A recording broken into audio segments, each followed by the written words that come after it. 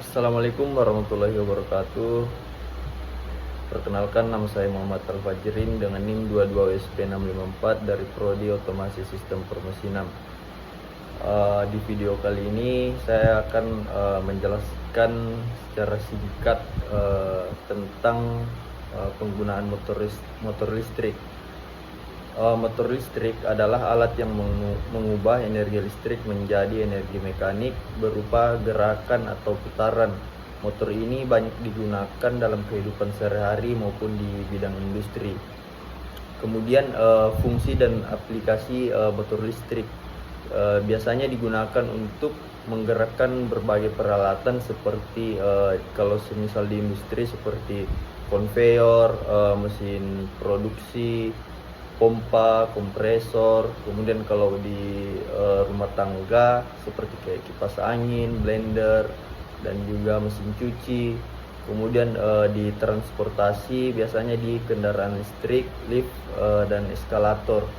Kemudian di dunia pertanian biasanya digunakan di pompa irigasi, alat pemotong rumput. Kemudian ada beberapa jenis motor listrik. Motor listrik AC atau arus bolak-balik digunakan pada sistem tenaga listrik rumah dan industri. Contohnya seperti motor induksi, motor sinkron. Kemudian ada motor DC atau arus searah. Banyak digunakan pada sistem yang membutuhkan kecepatan variabel dan kontrol presisi. Contohnya seperti motor pada kendaraan listrik, robot, dan alat elektronik kecil.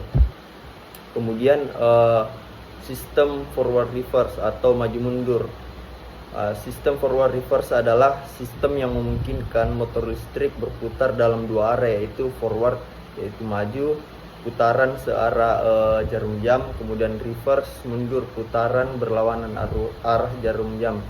Kemudian tujuan dan manfaat mengubah arah gerakan mesin. Contohnya konveyor bolak-balik. Kemudian meningkatkan fleksibilitas dalam proses produksi dan memudahkan pengaturan arah gerak alat atau mesin secara otomatis. Kemudian cara kerja motor AC 3 fasa, arah putaran diubah dengan menukar 2-3 kabel fasa, misalnya fasa R dan S. Kemudian motor DC, arah putaran diubah dengan membalik polaritas tegangan plus dan minus.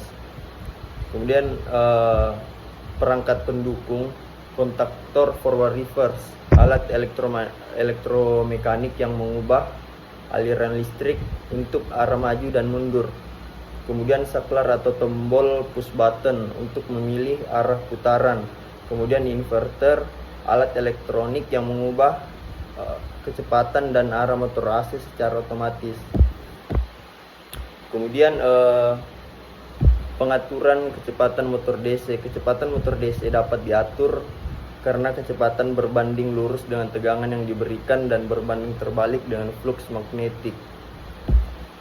Metode pengaturan tegangan jangkar, mengubah tegangan input ke motor, cocok untuk motor DC kecil dan sedang, dapat dilakukan dengan adaptor potensiometer atau konverter DC atau buck converter. Kemudian pengaturan flux medan atau field control, mengubah arus pada kumparan medan, flux berkurang, kecepatan naik, dan sebaliknya. Kemudian efektif untuk motor dengan kumparan medan terpisah.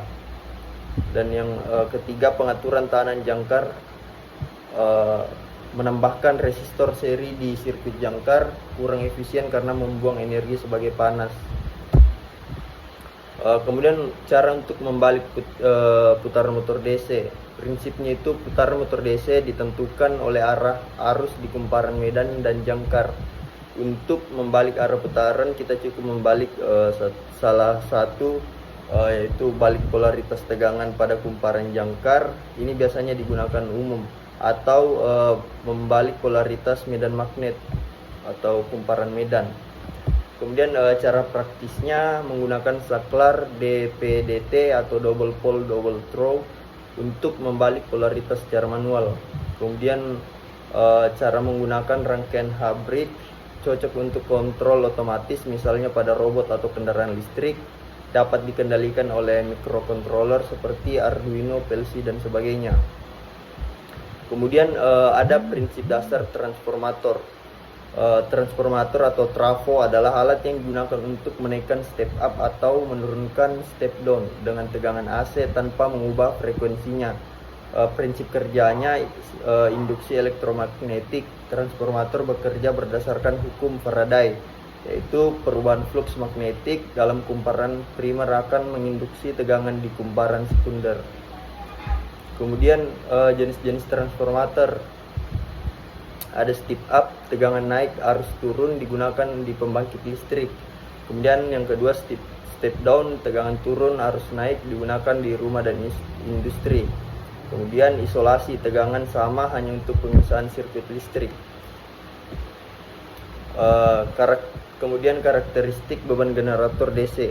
Generator DC menghasilkan arus searah. Karakteristik beban menunjukkan hubungan antara tegangan terminal dan arus beban yang dihasilkan. Itulah tadi penjelasan dari saya, kurang dan lebihnya mohon dimaafkan. Wabillahi taufiq wal hidayah. Wassalamualaikum warahmatullahi wabarakatuh.